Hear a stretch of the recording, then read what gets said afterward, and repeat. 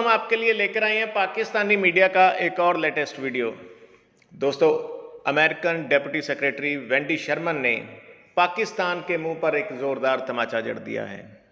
पाकिस्तान के foreign minister Shah Mahmood Qureshi के साथ बातचीत के दौरान वेंडी शर्मन ने पाकिस्तान और अमेरिका के रिश्तों को लेकर होने वाली बातचीत को, सिक्योरिटी इश्यूज़ को और ट्रेड की बात को एक तरफ रख दिया और सिर्फ काउंटर टेररिज्म पर बात करने को कहा।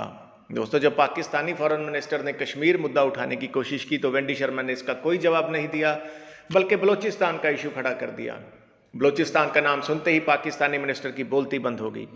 दोस्तों, पाकिस्तान का मीडिया में यह भी कहा जा रहा है कि अमेरिका आने वाले 2-3 हफ्तों में भारत के साथ कुछ बड़ी डील्स करने जा रहा है।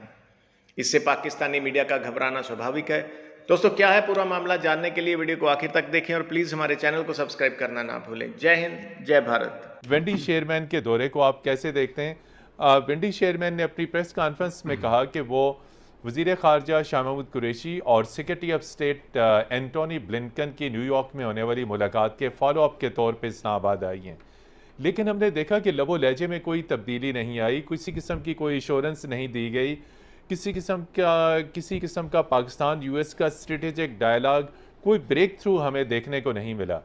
तो हम क्या अखज़ करें इस दौरे से? शुक्रिया मतीन साहब। सबसे पहले तो ये है कि लगता ये है इनके दौरे से कि एक टेलीफोन करना मुश्किल है वाशिंगटन से। वहाँ से सफ़र करके कोई 15-20 घंटे का सफ़र कर लेना आसान है जी। तो वो टेलीफोन तो हमें नहीं आया, लेकिन ये है कि मैडम पहुँच गई। नंबर 2 ये है कि उनका लबो लहजा उनके अल्फाज के साथ लगा खा रहा था।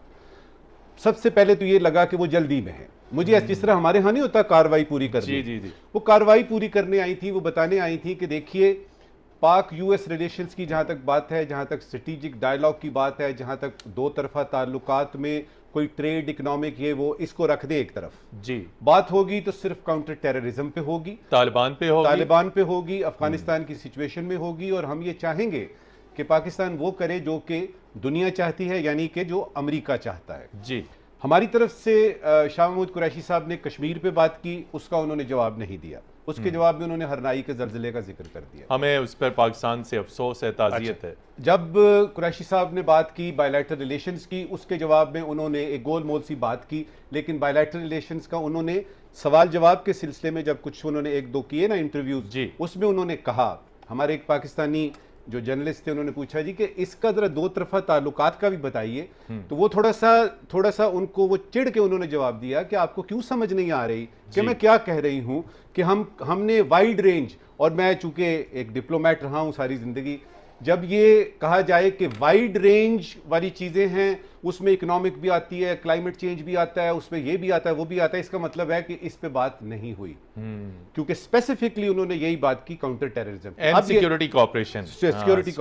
अब ये है कि मोहित यूसुफ से उनका मिलना, जो हमारे NSA हैं, नेशनल सिक्योरिटी एडवाइजर हैं, उसमें भी वही सिक्योरिटी का एंगल निकलता है। जी, जल्दी में आई। और जहां तक इस बात का ताल्लुक है कि जी इंडिया में क्यों गई, पाकिस्तान में क्यों गई, ये तो हमेशा से ही है, इसका कोई इतना फर्क नहीं पड़ता। उज्बेकिस्तान भी गई हैं जी, वो बड़ा अहम है। इसके साथ वो स्विट्जरलैंड भी गई हैं। अब मैं पहली दफा देख रहा हूं कि स्विट्जरलैंड का नाम आया। देखिए, इसमें से वहां पे रशिया अमेरिका का जो स्ट्रेटेजिक डायलॉग था उसको कंडक्ट कर रही थी। अच्छा, एक जो बात हमें और पता लगी इनकी बातों में से, जो बिटवीन द लाइंस, वो ये था कि जहां तक रशिया का ताल्लुक है, चाइना का ताल्लुक है, तो कहीं पे कोई ये अमेरिका उनसे बातचीत कर रहा है और कोई एक रीजनल के अलावा एक जो ग्लोबल अप्रोच है उसकी तरफ भी इशारे जो हैं वो मिले हैं। अब देखना ये है कि इस विजिट के बाद जब ये पहुंचती हैं वापस वाशिंगटन जी, तो वहां से क्या निकलता है। नरी साहब, बड़ा अहम नुक्ता फैज़ रहमान साहब ने कहा कि अगर हम समझते हैं कि अमेरिका स्ट्रेटेजिकली इंतहाई अहम है, तो फिर उसके मुताबिक हमारी भी स्ट्रैटेजी होनी चाहिए। हमें पता होना चाहिए कि अमेरिका की इस स्ट्रेटेजिक पोजीशन को पाकिस्तान कैसे इस्तेमाल करे। Again back to talks in Islamabad.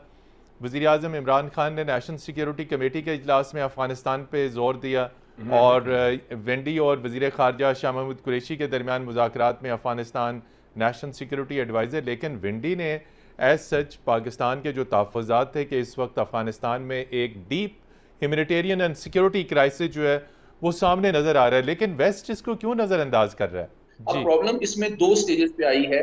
पहली स्टेज इसकी 9/11 के बाद आई थी, जब अमेरिका का एक तो हम इत्तेहादी तो थे यानी कि टेररिज्म के खिलाफ, लेकिन बतदरीज इसी दौरान भारत की जानिब उसका एक तस्वीराती ताउन और झुकाव जी। बढ़ना शुरू हो गया था। और अब उसकी दूसरी स्टेज आई है कि जब अमरीकी अफवाज का इनखला हो चुका है अफगानिस्तान से और पाकिस्तान का लीवरेज कदरें कम हो गया है सिक्योरिटी के एतबार से, जी। तो इससे एक नई स्टेज आई है जिसमें अमेरिका और भारत के दरमियान हम फ्यूचर में शायद मजीद दिफाई ताउन देखेंगे। और इसको आप लिंक कर सकते हैं जो क्वाड फॉर्मेशन है। और आप जानते हैं कि अगले चंद हफ्तों में, अगर आप क्विकली में आप मुझे अलाउ करें, जी। अगले चंद हफ्तों में अमेरिका और भारत के दरमियान बहुत अहम मुज़ाकरात होने वाले हैं। इनमें 2+2 का जो फॉर्मेट है, जिसमें सेक्रेटरी डिफेंस और सेक्रेटरी खारजा दोनों जानिब के शरीक होते हैं, स्ट्रेटेजिक डायलॉग भी होने वाला है और डिफेंस पार्टनरशिप पे भी बात हो रही है।